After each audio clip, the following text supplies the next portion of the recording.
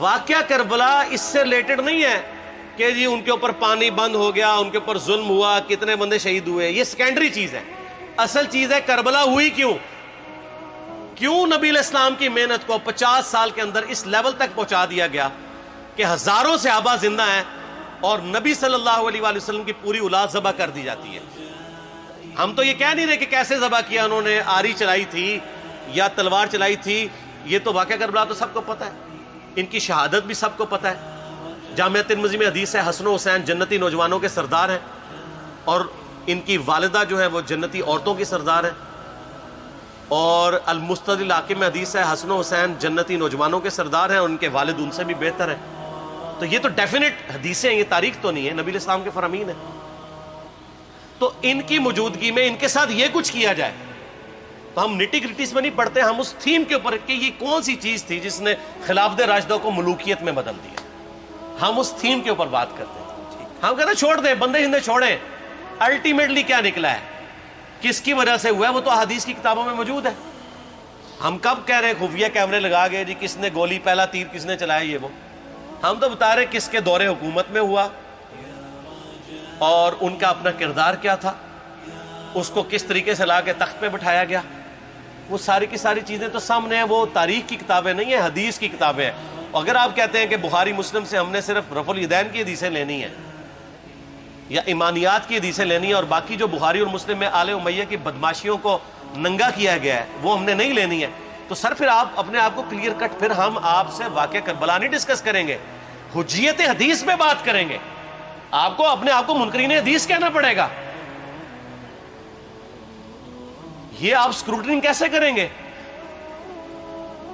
اس سے بڑی بات مجھے یہ بتائیں کہ عظمت صحابہ بڑی چیز ہے یا عظمت محمد رسول اللہ صلی اللہ علیہ وآلہ وسلم؟ تو بریلوی یہی تو رونا رو رہے ہیں، وہ کہہ رہے ہیں جی قرآن میں تھوڑی آیات ہیں. آپ پھر مڑ مڑ کے پڑھتے ہیں قل انما انا بشر مثلکم، اس میں تو نبی علیہ السلام کی تنقیص ہو رہی ہے. تو ہم ان کو کیا کہتے ہیں کہ تنقیص مقصد نہیں، نعوذ باللہ، نہ ہو رہی ہے. آپ افضل البشر ہیں لیکن آپ کی سپیشیز بشر ہے، یہ ہم اپنا عقیدہ سمجھتے ہیں، وہ اس کو تنقیص شمار کرتے ہیں. تو پھر اس وقت آپ بھی بریلویوں کی بات مان کے تو یہ آیات پڑھنا چھوڑ دیا کریں. آپ کہتے ہیں نہیں آیات ہے کیوں نہ بیان کریں، تو ہم بھی کہتے ہیں احادیث ہے کیوں نہ بیان کریں.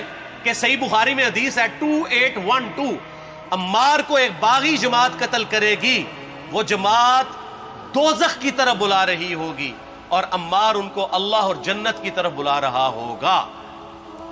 اب اس کے نرغے میں جو آتا ہے وہ آئے، میں اپنے نبی سے ٹکر لے لوں آپ لوگوں کے منہ کا خیال رکھتے ہوئے کہ میں نبی علیہ السلام کو کہوں کہ آپ نے کیوں ایسی بات کر دی کہ مولا علی کے مخالفین کو آپ نے دوزخ کی طرف بلانے والی جماعت کہہ دیا. تو لیں آپ ٹکر، جائیں سیدھا دوزخ میں. اور تھوڑی جرت کریں، آپ یہ کہا کریں کہ اے اللہ، اپنے لیے کہا کریں کہ اللہ تعالیٰ آپ کا حشر یزید اور یزید کے آباء و اجداد کے ساتھ کرے اور اس کی اولاد کے ساتھ. ہم کہتے ہیں کہ اللہ تعالیٰ ہمارا حشر جو ہے وہ مولا حسن حسین، مولا علی علیہم السلام اجمعین اور اہل بیت کے ساتھ کرے، آمین. اور آپ میں تو اتنی جرت نہیں آپ یہ بات بھی کر سکیں کیونکہ ان کو پتہ ہے. تو نبی علیہ السلام کی احادیث کو بیان کرنے کو یہ سمجھتے ہیں کہ جی اس سے مصیبت کھڑی ہو جائے گی، تو اپنے آپ کو منکرین حدیث ڈکلیئر کریں. پھر حجیت حدیث کا مقدمہ ڈسکس ہوگا، پھر کربلا نہیں ڈسکس ہوگی.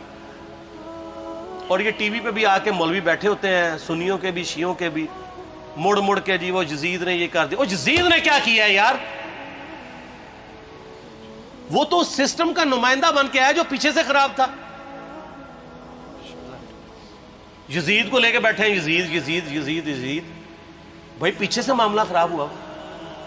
اگر نہیں یقین آتا تو یہ بخاری مسلم کی میں نے آلموسٹ 200 سے زیادہ حدیث مین اسٹریم کی کتابوں سے اکثر بخاری مسلم جمع کیے، پڑھے. اور سر میں نے تو ان کو چیلنج دیا ہے، یہ حدیثیں پڑھ کے نا اپنے ممبروں سے صرف ان حدیثوں کی تشریح اپنی پبلک کے سامنے کر دیں. نہیں کر سکتے تو وہ لعنت کے مستحق تو ہو رہے ہیں حق چھپا کے، اور قیامت دن کے منہ پہ لگام ڈالیے. اور پھر مڑ مڑ کے کہتے ہیں نہیں جی وہ کچھ چیزیں خاص ہوتی ہیں وہ عوام الناس کے سامنے نہیں کرنی چاہیے. وہ صحابہ کرام بھی بعض اوقات ایسی باتیں پبلکلی نہیں کرتے تھے. میں نے اس کے اوپر بڑا ایک میرا کلپ ہے یوٹیوب پہ، مولا علی سے متعلق 5 جھوٹ، تو میں نے کافی ساری چیزیں اس میں ڈسکس کی ہیں. لیکن میں یہ کہتا ہوں کہ اللہ کے بندو، جو چیزیں نبی علیہ السلام نے منع کی ہیں بیان کرنے سے وہ تو ہم ڈسکس کر بھی نہیں رہے. میں نے آج تک آپ کو منافقین کے نام بتائے؟ آپ نے حذیفہ ابن یمان کو بتائے تھے نا آپ صلی اللہ علیہ وآلہ وسلم نے؟ صحیح بخاری میں آتا ہے. تو میں نے آپ کو بتایا، آپ رازدار رسول تھے، وہ ختم ہوگی بات. میں نے کبھی ڈسکس کی ہے؟ اگرچہ میں نے صحیح مسلم کی حدیث 7035 نمبر ڈسکس کی ہے کہ نبی علیہ السلام نے فرمایا میرے صحابہ میں 12 منافق ہیں، وہ کبھی بھی جنت میں داخل نہیں ہوں گے یہاں تک کہ سوئی کی ناکے سے اونٹ نہ گزر جائے، اور ان میں سے 8 ایسا ہے جس کی کمر پہ دوبیلا پھوڑا نکلے گا.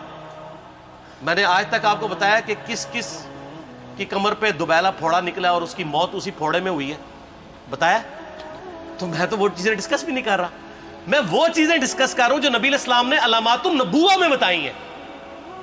یہ امام بخاری حدیث نبوت کی دلیل کے چیپٹر میں لے کے آئے ہیں، اور امام بہقی نے 3500 احادیث پر مشتمل ایک کتاب لکھی ہے دلائل النبوہ، کہ ہم نبی صلی اللہ علیہ وسلم کو نبی کیوں مانتے ہیں، اس کے اوپر.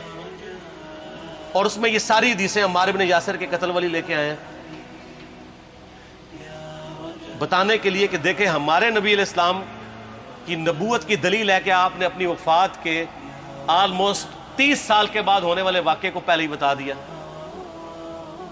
یہ حدیثیں چھپانے والی نہیں، بیان کرنے والی ہیں، علامات النبوہ کی حدیثیں.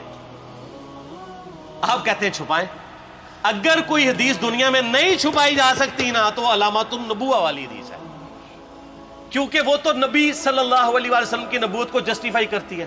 ورنہ میرا ایک معصومانہ سوال ہے کہ نبی صلی اللہ علیہ وسلم نے یہ باتیں کر کے ان کے زوم میں نعوذ باللہ امت کو مصیبت میں ڈال دیا. آپ نے خود ہی فرمایا کہ یہ ہوگا. کیوں فرمایا آپ نے؟ میں تو بیان کر کے مجرم ہوں. تو جس نے مجھے خبر دی ہے ان کے بارے میں آپ کا کیا خیال ہے؟ یہ مسند احمد کی حدیث یہ میں نے گھر بیٹھ کے بنائی ہے کہ میری بیوی کا کیا حال ہوگا جس پہ خوف کے کتے بھونکیں گے. تو سیدہ عائشہ سے مجھ سے زیادہ نبی علیہ السلام کو محبت تھی، لیکن آپ اللہ کے پیغمبر تھے، آپ نے اپنے گھر کی خبر بھی نہیں چھپائی، بتا دی کہ یہ ہوگا.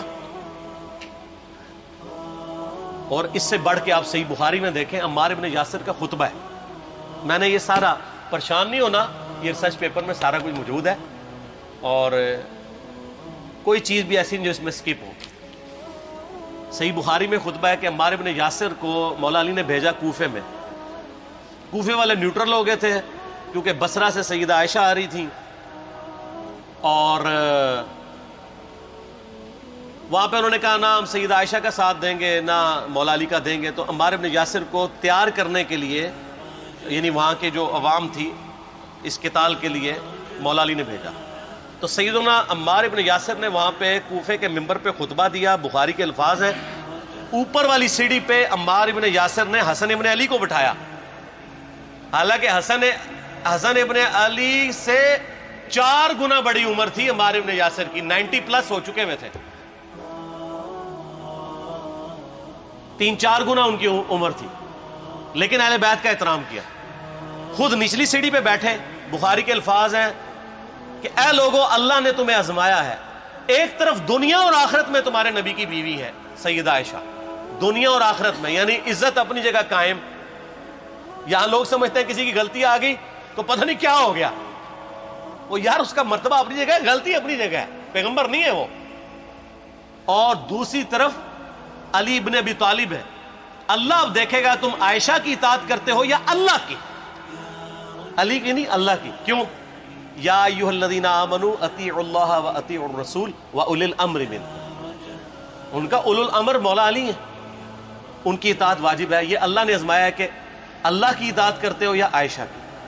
اور آپ حیران ہوں گے، یہ حدیث امام بخاری حضرت عائشہ کی فضیلت والے چیپٹر میں لے کے آئے ہیں. اگر امام بخاری مشورہ کر لیتے نا ناسبیوں سے تو انہوں نے کہا تھا سر آخری صحیح رکھو، پچھلے والا رہن دو، بلکہ پچھلے والا رکھو آخری والا رہن دو، کہ عائشہ دنیا اور آخرت میں. وہ حدیث گھڑنے کا میں آپ کو طریقہ بتاتا ہوں، کاٹ چھانٹ کرنے کا. وہ آدھی حدیثیں لکھتے ہیں نا، آدھی حدیث ایسے لکھتے ہیں امام بخاری کہ سیدہ عمار ابن یاسر نے خطبے کے دوران فرمایا کہ سیدہ عائشہ دنیا اور آخرت میں تمہارے نبی کی بیوی ہے، بس. لیکن امام بخاری نے پوری حدیث لی ہے، آگے وہ بھی ڈالا ہے کہ اللہ آزما رہا ہے کہ عائشہ کی اطاعت کرتے ہو یا اللہ کی، جیسے آپ کے علماء کر رہے ہیں. صحیح مسلم کی حدیث 6488 آدھی بیان کرتے ہیں سارے مولوی، بریلوی، دیوبندی، اہل حدیث سب. میرے صحابہ کو برا مت کہو، اگر تم میں سے کسی نے احد پہاڑ کے برابر بھی سونا خیرات کر دیا اور میرے صحابہ نے ایک مد یعنی 600 گرام خیرات کی، آدھا کلو، اس کے آدھے کو بھی نہیں پہنچ سکتا بس. حالانکہ یہ مسلم کی حدیث سٹارٹ اس سے ہوتی ہے کہ عبد الرحمن بن عوف کو خالد بن ولید نے گالیاں دی جھگڑے کے دوران، حالانکہ دونوں مسلمان تھے، دونوں صحابی تھے. آپ نے حضرت خالد بن ولید کو بلا کے ڈانٹا، فرمایا تم میرے صحابہ کو برا مت کہو. تو خالد بن ولید نے تو آگے سے نہیں کہا حضور میں بھی صحابی ہوں. ان کو پتا تھا کہ عبد الرحمن بن عوف نے اس وقت اسلام قبول کیا جب اسلام کا مطلب تھا مار، تکلیف اٹھانا، اور خالد بن ولید نے گولڈن پیریڈ میں صلح حدیبیہ کے بعد اسلام قبول کیا. میں اب تم لوگ یہ کر رہے ہو، تم لوگ اگر احد پہاڑ کے برابر بھی سونا خیرات کر دو، یعنی صلح حدیبیہ کے بعد والے لوگ میرے ان کے برابر نہیں ہو سکتے. اور جو فتح مکہ پہ معافی مانگ کے مسلمان ہوئے ہیں طلقاء، مؤلفۃ القلوب آل امیہ، ان کا تو لیول ہی کچھ نہیں ہے. یہاں تو خالد بن ولید کے بارے میں یہ بات کی جا رہی ہے. اور پھر وہ مؤلفۃ القلوب اپنے زمانے میں ممبروں پہ سب و شتم کروائیں سیدنا علی پر. تو سب سے پہلے تو ان کو کہنا چاہیے جن کے بارے میں حدیث تھی کہ تم صحابہ کو گالی مت دینا. ہم نے تو خیر کبھی دی بھی نہیں ہے. اور میں یہ آخری جملہ ان کو ایسا بولتا ہوں کہ جو ان کے دماغ تک ڈرل کر جائے گا کہ آل امیہ نے جو کچھ اپنے دور کے اندر سیدنا علی کی گستاخیاں کی ہیں نا، ہم نے تو ویسی کوئی ایک گستاخی بھی آل امیہ کے بارے میں نہیں کی ہے. میں نے آج تک آل امیہ کے اوپر بائی نیم کسی کے اوپر لعنت کی ہے؟ حالانکہ یہ مولا علی پہ کرتے رہے. یہ ہے لعنتی خود ہو گئے نا، جب مولا علی پہ لعنت کی تو لوٹ آئی. مسند ابی یعلا میں صحیح سند کے ساتھ حدیث موجود ہے، مسند احمد میں بھی موجود ہے کہ سیدنا علی کو جس نے گالی دی اس نے رسول اللہ کو گالی دی صلی اللہ علیہ وسلم. جب ام سلمہ نے کہا تھا، شیخ زبیر صاحب نے اس کو تحکیم میں صحیح لکھا ہوا ہے فوٹ نوٹ کے اوپر، کہ لوگوں تمہارے ممبروں پر رسول اللہ کو گالیاں دی جاتی ہیں، تو انہوں نے کہا معاذ اللہ، ہم کب کہیں گے، ایسا نہیں ہو سکتا. تو ام سلمہ نے کہا تم لوگ علی اور اس سے محبت کرنے والوں پہ گالی گلوچ نہیں کرتے ہو کیا؟ جبکہ میں نبی کی بیوی کہتی ہوں کہ سب سے زیادہ رسول اللہ سے محبت، سیدنا علی سے محبت نبی صلی اللہ علیہ وآلہ وسلم کرتے تھے. لہٰذا جب یہ تم کہتے ہو نا علی پر لعنت، علی سے محبت کرنے والوں پہ لعنت، تو یہ لعنت تو تم نبی علیہ السلام تک لے کے جا رہے ہو نعوذ باللہ، کیونکہ علی سے محبت کرنے والا پہلے نمبر پہ نبی صلی اللہ علیہ وآلہ وسلم ہے. اور پھر کہتے ہیں سب کا مطلب تنقید ہے. اور نہ، پرانیاں گلاں، پرانے بابے، پرانے بزرگ، جھوٹے ہو. صحیح مسلم کھولو 6229 غدیر خم سے اگلی حدیث، لعن اللہ ابا التراب کے الفاظ ہیں، مٹی والے ابن ابی طالب پر لعنت، یہ الفاظ موجود ہیں. سب کا ترجمہ لعنت ہی ہے، تنقید نہیں ہے. اچھا پھر میرا معصومانہ سوال ہے کہ اس کا مطلب ہے صحابہ پہ تنقید کرنا اچھا کام ہے؟ کہیں گے نہیں. تو بتاؤ یہ برا کام کون کرتا تھا؟ شیعہ کا ابا کون ہے؟ رافضیوں کا ابا کون ہے؟ آل امیہ. تو لہذا شیعہ نو میں کہنا کہ تسی شیخین کے اوپر بکواس اور تبرہ کرنے کی بجائے نا اب لوگوں کو حقائق بتائیں کہ ٹوٹی کمند کہاں. یہ سب مجرمین آل امیہ ہے. اور یہ آل امیہ اور بنو ہاشم کی لڑائیاں نبی علیہ السلام کی بعثت سے پہلے چل رہی تھی، صدیوں سے چل رہی تھی. وہ تو پھر اللہ نے بنو ہاشم کو نبوت کے لیے چنا تو ان کو یہ پھر جیلسی ہضم نہیں ہوئی، وہ چیز آگے چلتی تھی. خیر چھوڑ دیں، ایک تلخ ٹاپک ہے.